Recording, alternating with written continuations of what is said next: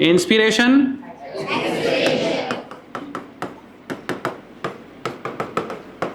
समझा? एक्सपिरेशन। अब लिखना शुरू करूं? चलो ठीक है भाई, ये बन गया टेबल। अब लिखना शुरू करते हैं। ओके, नाउ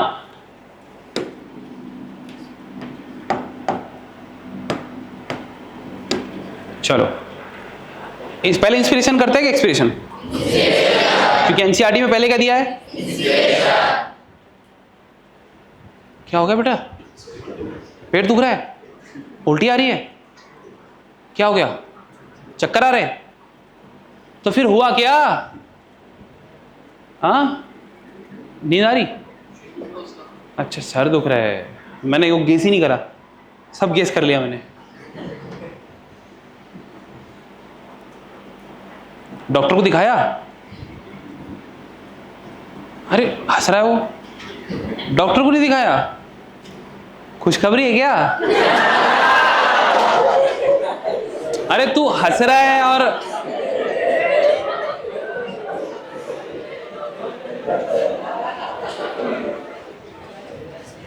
अरे देखो, please don't take me wrong, मैं तो ऐसे ही पूछ रहा था बिकॉज उसका सर दुख रहा है, वो परेशान है, हेड डाउन करके बैठा है और फिर बोलता है मारूंगा बेटा। इधर देख, जिन लोगों को अभी जो मैंने पढ़ाया वो याद नहीं है वो लोग एनसीईआरटी में देखेंगे, ठीक है? चलो, तो इंस्पिरेशन की शुरुआत कैसे होती है मैं बताता हूं। कॉन्ट्रैक्शन ऑफ मसल से। किससे होती है? Contraction of muscles. मसल के नाम पे दो।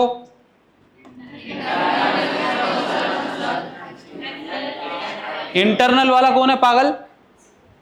अबे इंस्पिरेशन में इंटरनल मसल कॉन्ट्रैक्ट नहीं होती। अब भाई इसके सामने कुछ लिखा मैंने? सिर्फ ये दो लिखा ना? चलो ये हटा ही देता हूं, तुम पागल है, तुम्हारा भरोसा नहीं है। इसको भी कॉन्ट्रैक्ट करा देंगे तुम। अब ठीक है, बताओ अब क्या क्या कॉन्ट्रैक्ट हुआ। इधर देख बेटा, एक्सटर्नल, ओके, और दूसरा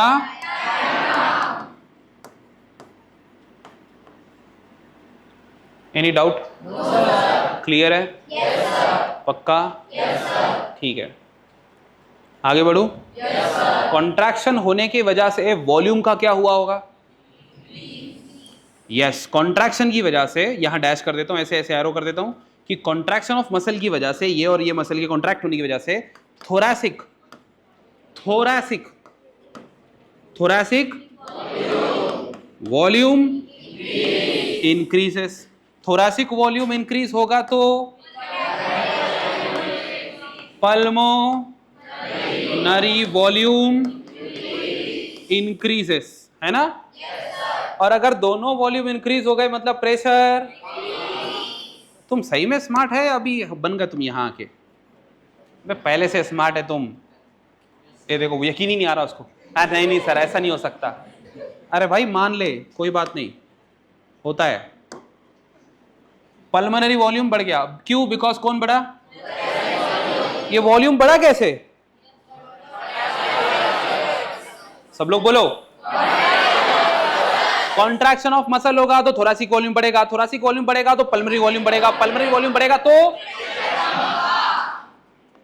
एक मिनट, प्रेशर किसके अंदर का? लंग्स के अंदर का? तो मैं उसको क्या इंट्रा पल्मोनरी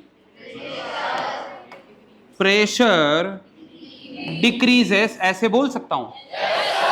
क्या ये सब एनसीईआरटी की भाषा हो रही है? तुम्हें एनसीईआरटी दिख रही है इसमें? मन की शक्ति से देखो, अगर नहीं दिख रहा तो दिख रहा है? अबे नॉर्मल आंखों से दिखेगा, मैं लिखा हूं ना। हाँ दिखा, अरे वाह क्या बात है। क्या इंट्रा पल्मोनरी वॉल्यूम बढ़ गया?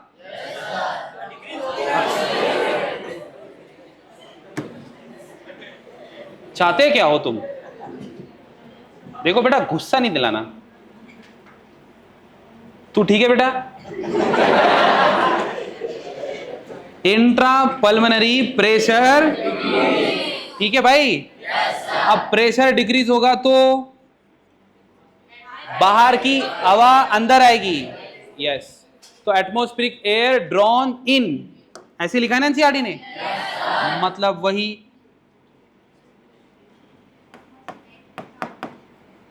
हाई एटमॉस्फेरिक प्रेशर, देखो high atmospheric air to low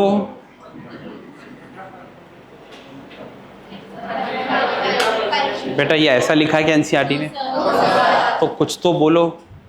मैं एनसीईआरटी चिल्ला रहा हूं, तुम हाँ में हाँ मिलाते आ रहे हो। यस सर, हाँ सर, हाँ सर, हाँ सर।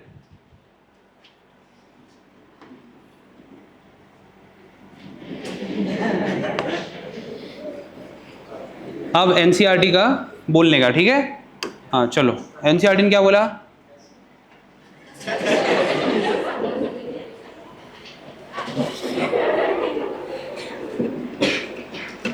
मैं ऐसे पूरी क्लास में पानी फेंक दूंगा, और ये मैं हमेशा से करता हूं। तुमने शायद डेमो भी देखा था उस दिन। अब बोलो, अगर प्रेशर कम हो गया तो एयर, कौन सी एयर? एटमॉस्फेरिक को एटीएम बोलते क्या अपन? Atmospheric air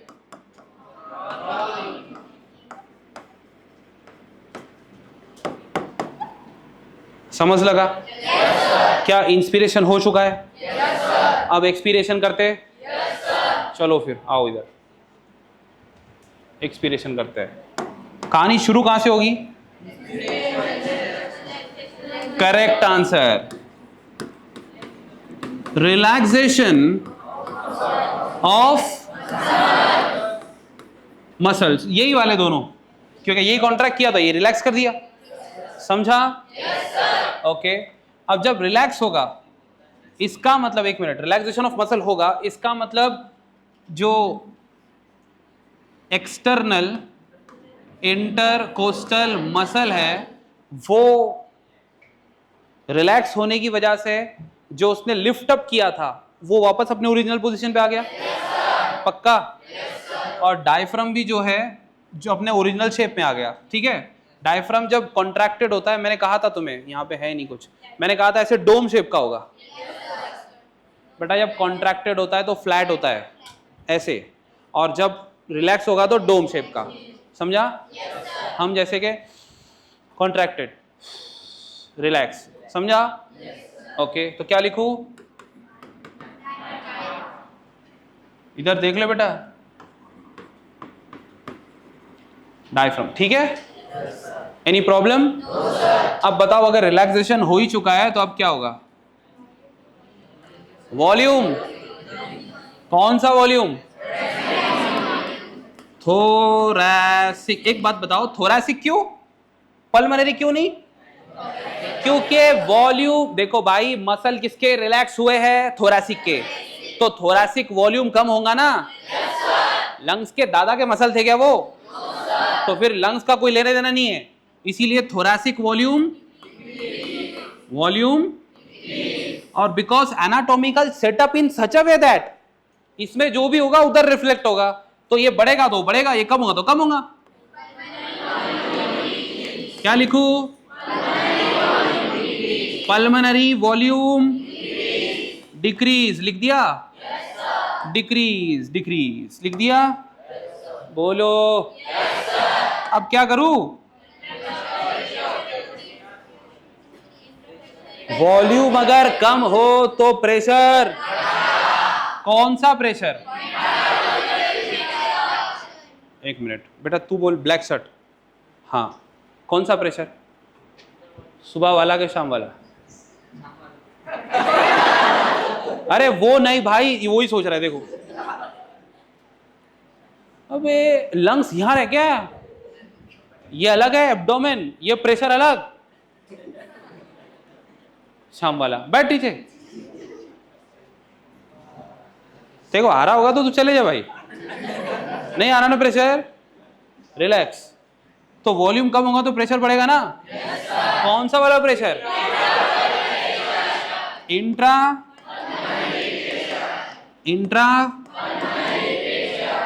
pulmonary pressure increases. बढ़ गया? अब ये बढ़ेगा तो एयर, यस, तो अब लिखेंगे लंग्स की एयर या फिर पल्मोनरी एयर रिलीज्ड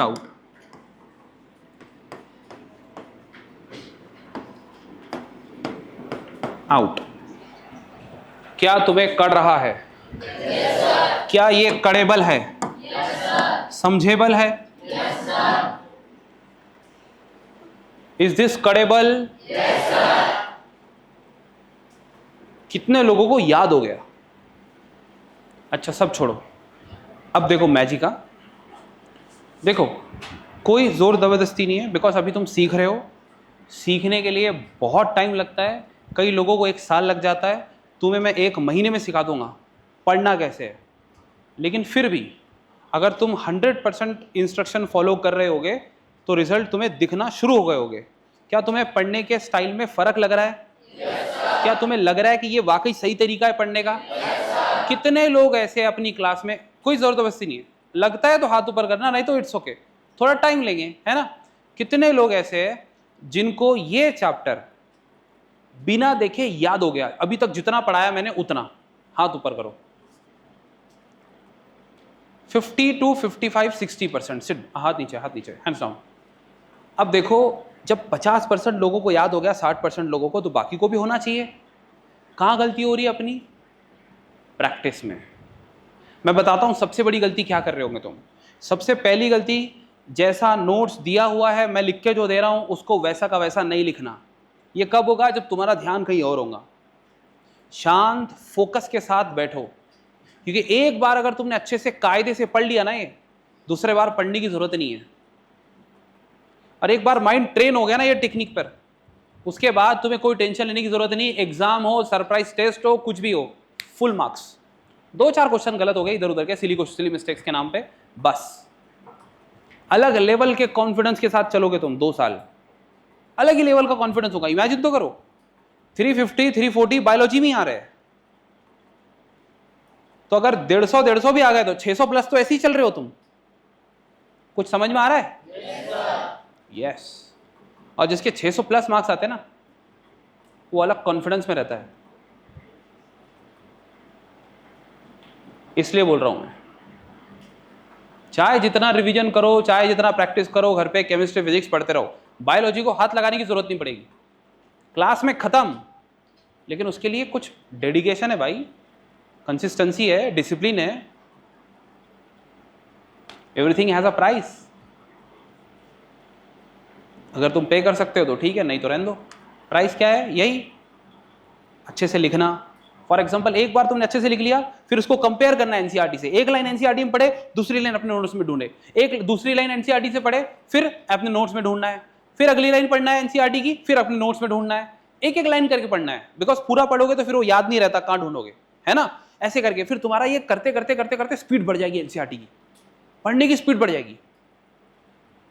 तो जो होमवर्क को तुम मान लो आधा घंटा लगा रहे हो, वो 15 मिनट में खत्म करके छोड़ दोगे तुम।